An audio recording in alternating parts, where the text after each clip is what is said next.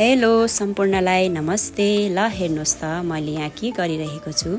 मैले आज चाहिँ टेस्टी अचारको रेसिपी लिएर आउँदैछु, जो चाहिँ हजुरहरूले खानु भएको छ कि छैन भने ट्राई गर्नुहोस् है।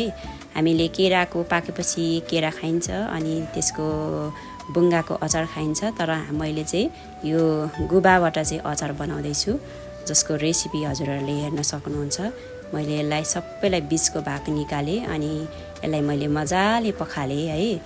अनि त्यसपछि यसलाई मैले मजाले कटिङ गरिरहेको छु मसिनो बनाएर, अनि यसलाई मजाले पखाल्ने। त्यसपछि 2-3 घण्टाको लागि यसलाई भिजाएर पानीमा राखिदिने। अनि त्यसपछि यसलाई फेरि कुकरमा हालेर नुन र पानी लगाएर सिटी हालिदिने। यसलाई मजाले सिटी लगाएपछि पाक्छ। अनि मैले मसलाहरू रेडी गरेँ अनि तिल भुटिरहेको छु मैले। फेरि मैले यो टमाटरलाई उसिने, फेरि भुटेको यसरी यो तिललाई मैले मजाले मिक्स गरेँ। अनि मसलाहरू पिसेको मसलाहरूलाई मैले अचारलाई मिक्स गर्नको लागि सबै मसलाहरू भाँडामा लगाएँ। अनि यसलाई झान्नको लागि चाहिँ मिठो टेस्ट आउनको लागि चाहिँ बेसार र मेथी लगाएर मैले त्यसलाई झाने।